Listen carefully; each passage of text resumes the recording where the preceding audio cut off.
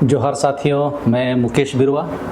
संयुक्त राष्ट्र संघ ने आदिवासी भाषाओं के दशक के रूप में 2022 से 2032 को घोषित किया है। आदिवासी भाषाएं विशेष रूप से असुरक्षित हैं क्योंकि उनमें से कई को स्कूल में नहीं पढ़ाया जाता है या सार्वजनिक क्षेत्र में उनका उपयोग नहीं किया जाता है। 2022 को आदिवासी संस्कृतियों की वकालत करने के लिए संयुक्त राष्ट्र महासभा ने 2022 से 2032 के बीच की अवधि को आदिवासी भाषाओं का अंतर्राष्ट्रीय दशक घोषित किया ताकि कई आदिवासी भाषाओं की गंभीर स्थिति पर विश्व का ध्यान आकृष्ट किया जा सके और उनके संरक्षण, पुनरुद्धार और संवर्धन के लिए हितधारकों और संसाधनों को जुटाया जा सके। 2019 को आदिवासी भाषाओं का अंतर्राष्ट्रीय वर्ष मनाया गया था। उसी के परिणाम स्वरूप आदिवासी भाषाओं का अंतर्राष्ट्रीय दशक की भी घोषणा हुई है। इसके लिए संयुक्त राष्ट्र शैक्षणिक, वैज्ञानिक और सांस्कृतिक संगठन, जिसे शॉर्ट में हम यूनेस्को कहते हैं, को वैश्विक प्रयासों का नेतृत्व करने की जिम्मेवारी दी गई है। संगठन संयुक्त राष्ट्र के आर्थिक और सामाजिक मामलों के विभाग और अन्य प्रासंगिक संयुक्त राष्ट्र एजेंसियों के सहयोग से अंतर्राष्ट्रीय दशक के कार्यान्वयन के लिए प्रमुख संयुक्त राष्ट्र एजेंसी के रूप में काम करना जारी रखेगा। अंतर्राष्ट्रीय दशक के जरिए आदिवासी भाषाओं को सहेज कर रखने का प्रयास किया जा रहा है। संयुक्त राष्ट्र लंबे समय से आदिवासी समुदायों के अधिकारों, उनके पारंपरिक ज्ञान व भाषाओं के संरक्षण के लिए प्रयासरत है, जिन्हें अनूठी संस्कृतियां या प्रथाएं विरासत में मिली है और जिनका पर्यावरण से गहरा नाता है। आज के परिदृश्य में आदिवासियों की भाषाओं को सहेज कर रखना न केवल इन समुदायों के लिए अहम है, बल्कि सारी मानवता के लिए भी आवश्यक है। लुप्त हो जाने वाली हर एक आदिवासी भाषा के साथ ही उससे जुड़ा विचार, संस्कृति, परंपरा और ज्ञान भी खो जाता है। यह इसलिए मायने रखता है क्योंकि हमें आज पर्यावरण के साथ अपने संबंध में आमूलचूल परिवर्तन करने की आवश्यकता है। अगले 100 वर्षों के भीतर सभी भाषाओं में से 90% लुप्त हो जाएंगी। आमतौर पर यह अनुमान लगाया जाता है कि आज दुनिया में 6000 से 7000 मौखिक भाषाएं हैं। इनमें से ज़्यादातर भाषाएं बहुत कम लोगों द्वारा बोली जाती है, जबकि उनमें से मुट्ठी भर भाषाएं दुनिया भर के अधिकांश लोगों द्वारा बोली जाती है।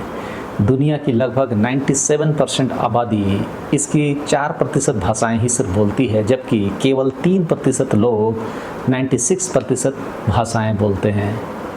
इनमें से अधिकांश भाषाएं आदिवासियों द्वारा बोली जाती है और उन सभी मौजूदा भाषाओं में से लगभग 90% विलुप्त हो सकती है।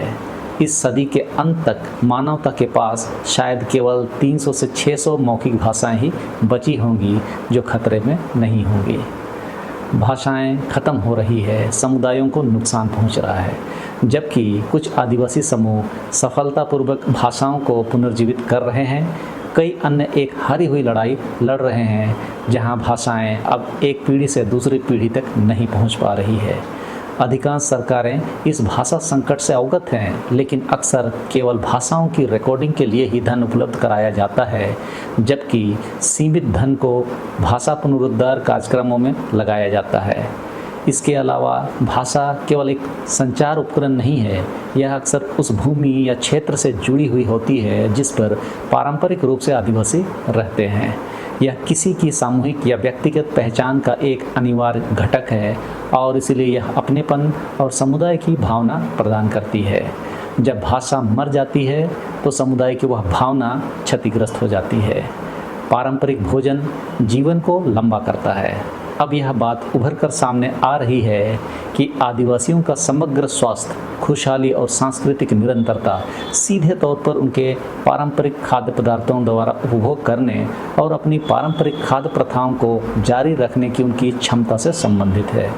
इस एहसास ने सरकारों से अस्थायी कृषि, खाद्य प्रणालियों और संबंधित प्रथाओं, नीतियों और कार्यक्रमों के विकास में संस्कृति को शामिल करने का आह्वान किया है, जो आदिवासियों के कल्याण का सम्मान और समर्थन करते हैं। पारंपरिक ज्ञान और पारंपरिक संसाधनों का प्रबंधन प्राचीन काल से ही आदिवासी और स्थानीय समुदायों द्वारा आध्यात्मिक ब्रह्मांड विज्ञान में निहित प्रथागत कानून का उपयोग करके किया जाता रहा है, जिसे मैं अक्सर पाराभौतिक आध्यात्मिक रिश्ता के रूप में आपको बताता रहा हूँ। प्रथागत कानूनों और लोक कथाओं सहित पारंपरिक ज्ञान का एक बड़ा हिस्सा उपनिवेशवादियों और उत्तर औपनिवेशिक राज्यों द्वारा कमज़ोर और नष्ट कर दिया गया है, जिन्होंने आदिवासियों पर कानून, ज्ञान और विश्व दृष्टि की अपनी प्रणाली थोपी। हालांकि आज पारंपरिक ज्ञान के मूल्य और बढ़ती क्षमता की सराहना हो रही है। संयुक्त राष्ट्र महासभा के जैव विविधता सम्मेलन में यह चर्चा का विषय रहा कि यदि प्रकृति के संरक्षण प्रयासों को सफल बनाना है तो हमें आदिवासी आबादी को सुनना होगा और हमें ऐसा उन्हीं की भाषाओं में करना होगा। मैंने अपने कई वीडियो में इसे स्पष्ट किया है कि आदिवासियों की भाषा प्राकृतिक है, यानी प्रकृति से सीखी है, या आप कह सकते हैं उनकी भाषा प्रकृति की भाषा है, जिसे शब्दों में आदिवासियों के मार्फत दुनिया को सुनने को मिलती है। विश्व खाद्य एवं कृषि संगठन के आंकड़ों से पता चलता है कि आदिवासी लोग विश्व में 80% जैव विविधता के रखवाले हैं। इसके लिए संयुक्त राष्ट्र महासभा ने सभी देशों से आदिवासी समुदायों के साथ मिलकर कार्य करने का आग्रह किया ताकि उनके अधिकारों की रक्षा की जा सके, जिसमें अपनी भाषाओं में शिक्षा व संसाधनों की सुलभता का अधिकार भी है। साथ ही यह भी सुनिश्चित किया जाना होगा कि इन समुदायों और उनके ज्ञान का शोषण ना किया जाए, जैसे रामदेव जैसे लोग आज व्यवसायीकरण करके नुकसान पहुंचा रहे हैं। हमारे जंगलों में जिस तरह के जैव विविधता भरे इकोसिस्टम में पेड़ पौधे और जड़ी बूटी होते हैं, उसी हिसाब से किसी भी जड़ी बूटी में औषधीय गुण होता है। जितनी जैव विविधता घनी होगी उतना ही वह औषधीय पौधा गुणी होगा। लेकिन व्यवसाय के कारण आज केमिकल उर्वरकों के साथ इसकी खेती होने से उस औषधीय पौधे में केमिकल भी शामिल हो जा रहा है, जिसके कारण वह औषधीय पौधा अपने मूल गुण को छोड़ रहा है और बदनाम हो जा रहा है। तो कहने का मतलब यह है कि आदिवासियों के ज्ञान का शोषण नहीं करना है, वरन उनके पारिस्थितिक तंत्र के अनुसार ही उसका इस्तेमाल किए जाने की वकालत की गई है। सबसे महत्वपूर्ण बात यह है कि आदिवासी समुदायों के साथ अर्थपूर्ण विचार विमर्श को बढ़ावा दिया जाना होगा और उन्हें निर्णय लेने के प्रक्रिया के हर चरण में सम्मिलित करना होगा। यदि हम भारत की बात करें तो भारत एक बहुभाषी विविधता वाला देश है और यहाँ लगभग 19,569 मातृभाषाएं बोली जाती है। यह अलग बात है कि इनमें से केवल 121 भाषाएं ही ऐसी है जिन्हें बोलने वाले 10,000 से अधिक हैं। People's linguistic survey of India ने एक सर्वेक्षण किया था। इस सर्वेक्षण की रिपोर्ट बहुत चिंताजनक है। रिपोर्ट के अनुसार अगले 50 वर्षों में भारत में बोली जा रही भाषाओं में आधे से अधिक भाषाएं लुप्त हो जाएंगी। भाषाओं के लिहाज से भारत दुनिया का दूसरा सबसे समृद्ध राष्ट्र है, लेकिन विकास की आधुनिक दौड़ ने भाषाओं को सबसे ज़्यादा नुकसान पहुंचाया है और पूरे दुनिया में आज यह स्थिति है कि हर 2 हफ्ते में एक भाषा पृथ्वी से लुप्त हो रही है। सभी आदिवासी भाषाएं अपनी ज़मीन और पर्यावरण से जुड़ी हुई होती है और उनमें ज्ञान की अनगिनत बातें छुपी हुई होती है। विकास की अंधाधुंध दौड़ ने जंगलों का जो सफाया किया, उससे आदिवासियों को अपना जीवन यापन करना भी दूभर होता जा रहा है। साथ ही आदिवासियों का जंगलों से बना हजारों वर्षों का संबंध भी संकट में है। आदिवासी भाषाओं का दशक को सार्थक साबित करने के लिए ज़रूरी है कि हम सभी अपनी मातृभाषा में अपने अपने घरों में आवश्यक रूप से अपने बच्चों के साथ, अपने परिवारजनों के साथ बात करें। जब भी अपने समाज के लोगों से कहीं पर भी मिलें तो अपनी भाषा में ही बात करें। अपनी भाषा की जो भी साहित्य उपलब्ध हैं, समाज के प्रत्येक व्यक्ति से हम यह उम्मीद कर सकते हैं कि एक छोटा लाइब्रेरी बनाकर अपने घर में ज़रूर रखें।